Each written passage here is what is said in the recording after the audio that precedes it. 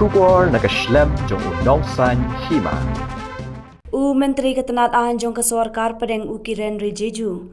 Ulaong bakamat Ïakren jong ke airline permit kabalawan ra da kanu ke kenhun hab banyak Kren bat ya railang da ki babun. Haba Kren jaginong thok khubor hadien balawai ka jingalang ha ka jing pelat bat ba ya ka rozgar mela do menteri rang ba du kari Narendra Modi. Rijiju ulaong bakamat jong kawai ka jella kaya pher na kawaipan. Ya kamat lara da kiriu pat ba bat haban penbiang kat kum ki an bat ki jing don kam. Ulaong ba ka Sarkar ka haban shim ya ka jinga railang bat ulaong ba unnam Kren e Halor kani ka bentang. Ulaong ru ba ka jela Meghalaya kan sapen long ya ki election house nam arajar apolai. Bat ulaong ru ba ka BJP kan sayo jaka ban senshar bat kan wan ra ru ya ka roy kapar na ka benta ki pat ba. It has not brought criticism, it has brought appreciation because I have stated something which is already there. It's nothing new. And moreover, as a law minister, I have to ensure that the justice delivery mechanism in our country has to be robust. When we delay in delivering of the justice to the common man, then the purpose itself is defeated. Secondly, I have defined the roles of judiciary, executive and legislature.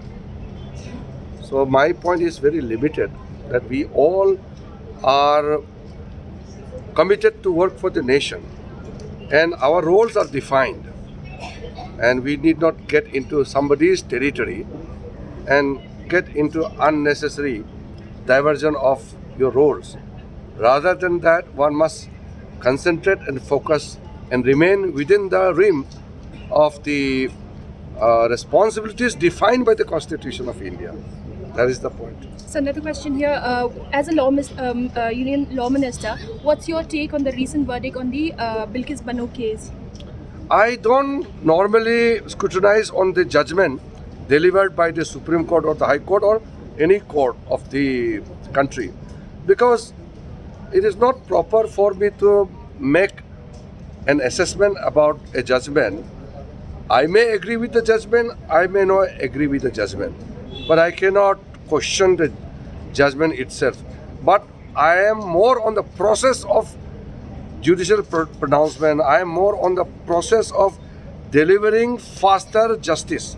So as a law minister, I am not here to talk about the judgment, but I am here to talk about the mechanism and the provisions. But personally, do you feel that there's a huge miscarriage of judgment here? Because I cannot make something an issue of a court judgment as my personal opinion, because if I talk about my opinion, it becomes the opinion of the government of India. As a law minister, I'm not supposed to make a critical observation or scrutiny about a judgment.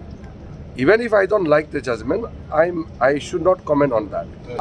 I wanted to speak this in the speech, but because I don't want to make a long speech, we have decided to remove all the obsolete laws, all archaic laws from the statute books.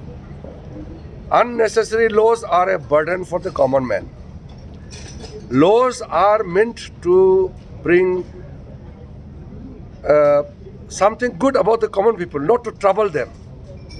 Laws are meant to facilitate the justice or to prescribe certain mechanism to ensure life of the common people as normal as possible. So the burden of the common people must be reduced. So all those unnecessary laws which were enacted long time back, which do not have any relevance in today's time, do not deserve to be in the statute books. So we have already removed more than 1,500 laws. In the coming winter session of the Parliament, I am also getting ready to introduce many more repealment acts in the Parliament. Is this the ILP is also part of this? Because ILP has come through a regulation. okay. So I am talking about the old laws which work as an impediment in the normal life of the common people. My point is simply to reduce the compliance burden on the people. That is the Prime Minister Modi's desire, to ensure that common people can live as peacefully as possible. There should be minimum presence of government's role in the life of the common people. Yeah, it depends on, because of the pandemic there were so many issues. The Home Ministry is dealing with the matter. So what is your take on the demand of pressure groups here for implementation of ILP in Meghalaya?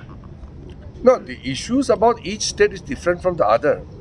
The local demands, the issues raised by the local people here, it has its own relevance and importance, and government has to take a collective decision taking into account the larger interests of everyone.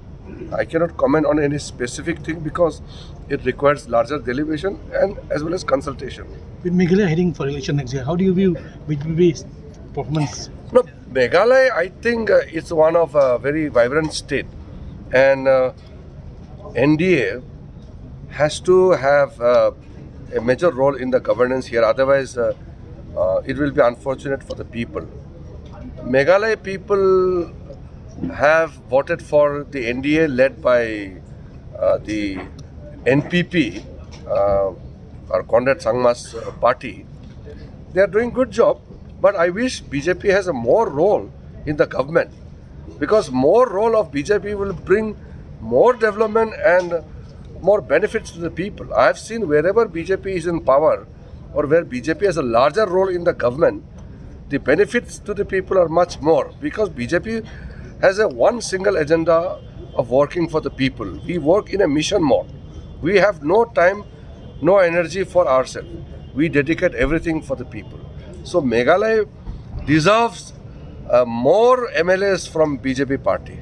So you feel that the NPP-led MDA government didn't perform well, and there's a lot of scam and corruption going on? The present government in Meghalaya is doing lots of good things, but these good things can be given a more proper push if BJP comes to a bigger role in the government. Sir, the party is planning.